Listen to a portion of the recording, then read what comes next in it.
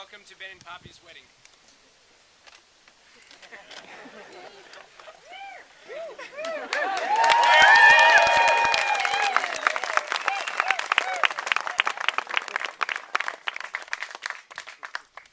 They are so happy that you've been able to make the trip to Southern Oregon and to the lovely Alexander homestead.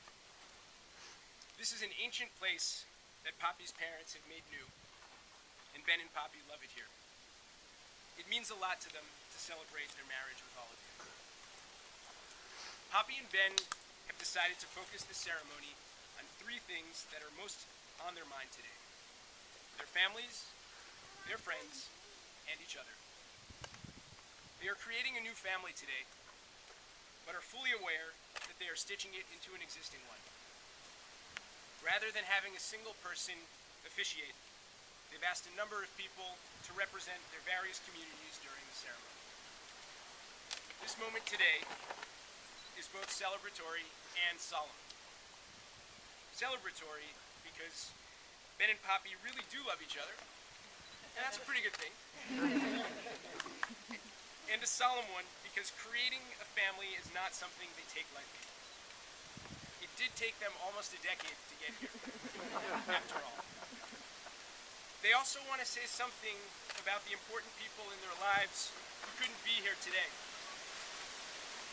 Poppy's grandparents, Lou and Edie, were unable to make the trip up from LA, but they are undoubtedly here in spirit. Ben's Uncle Richard and Aunt Sally were also unable to make it from the East, but Poppy and Ben are thinking about them as we speak. There are also a number of important people in Ben and Poppy's life who have passed on, but who remain in their thoughts today. Poppy's Nana Irene and Papa Sam, Ben's Grandma Jeaner and grandparents Rita and Valmore. And while this isn't a Jewish wedding, Ben and Poppy have found themselves here, standing underneath a chuppah, and they might even break a glass at the end of the ceremony. In the Jewish tradition, the chuppah represents the newly formed home of the married couple. Ben and Poppy, with the help of Tom and Steve, spent a day last week constructing the chuppah out of madrone trees, which they were honored to take from Tom and Lauren's land here in Ashland. Poppy drove a tractor, and Ben used a chainsaw.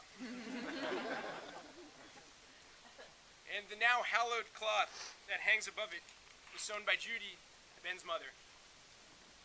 Like almost everything that is present at this wedding, kith and or kin were instrumental in creating it. In many ways, Poppy and Ben feel like their wedding has been occurring throughout the entire past year while they worked on these things with the people they loved. While they can't wait to stop planning the wedding, they do look forward to continue making things with all of you. Although they are officially combining their families today, Ben and Poppy have long felt part of each other's families and want to honor that connection. That's why they would like their parents, Judy and Carl, Ruth and David, to now join them at each corner of the chuppah.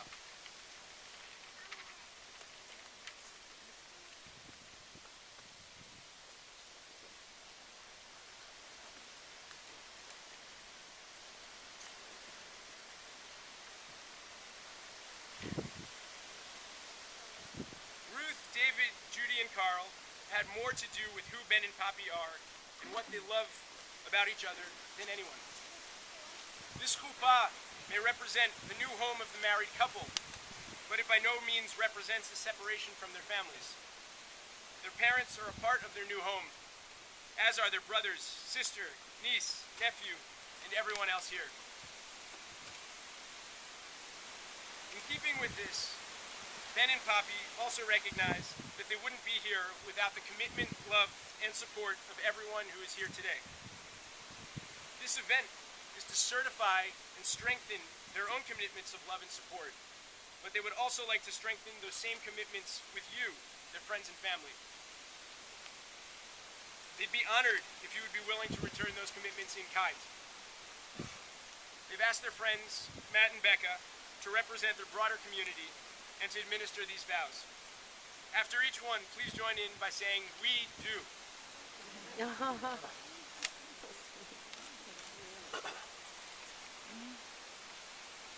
you promise that you will always have a place to stay if you need it and a meal if you want it?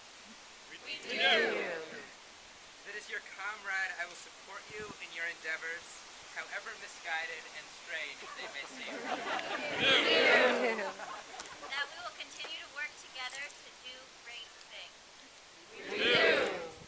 That I take you as my friend, to have and to hold, for better or for worse, for richer or for poorer, in sickness and in health, to love and cherish from this day forward.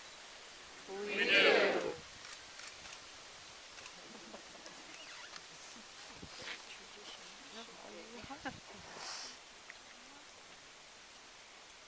Now, where many weddings have a single person administering the vows, Ben and Poppy have asked a delegate from each of their respective communities.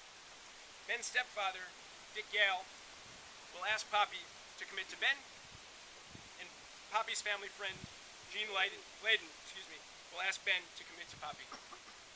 Before the vows, Poppy and Ben have asked each of them to share a short reading with us.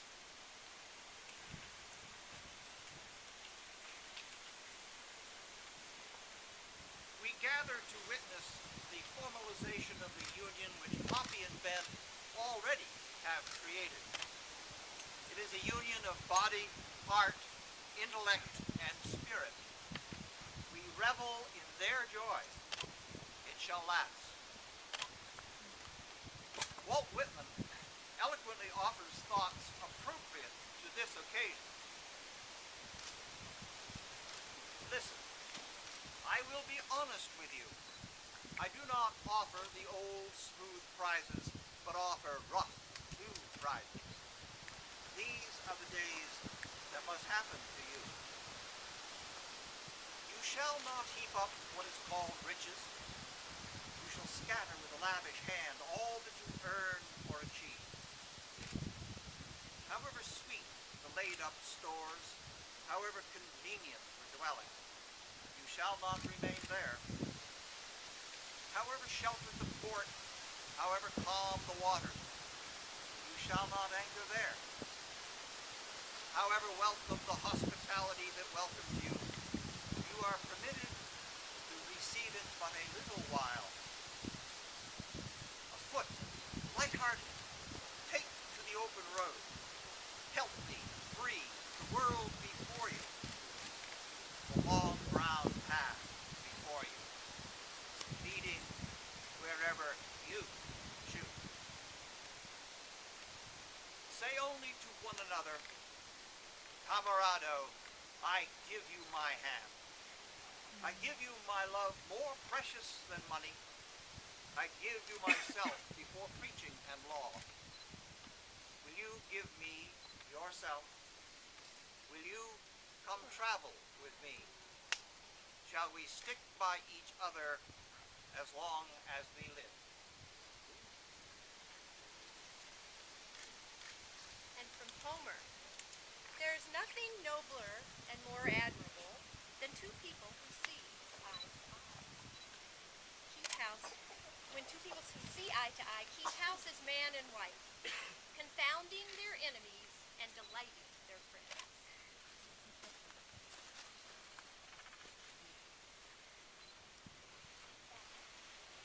Today I affirm my desire to join you in a new family. Today, I affirm my desire to join you in a new family. I resolve to think of your needs as equal to and different than my own. I resolve to think of your needs as equal to and different than my own. I promise that as I change, as you change, and as the world changes, my commitment to you will not. I promise that as I change, as you change, and as the world changes, my commitment to you will not. Today, I declare publicly what everyone already knows, that I love you. Today, I declare publicly what everyone already knows, that I love you. And you're beautiful.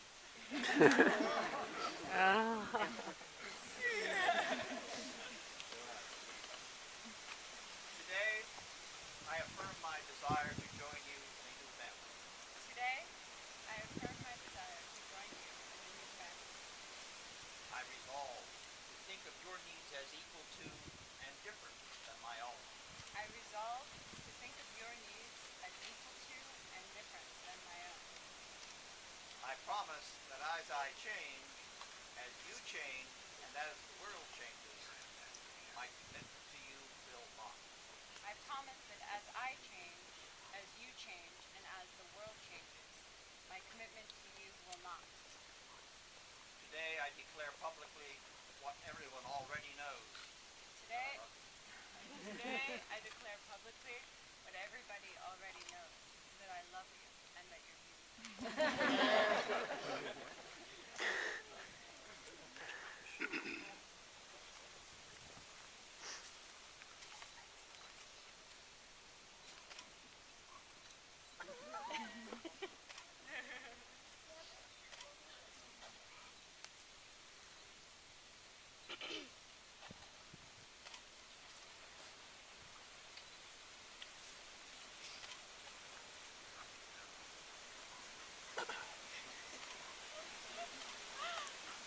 By the power and authority vested in me by the state of Oregon, I now pronounce you husband and wife, a married couple.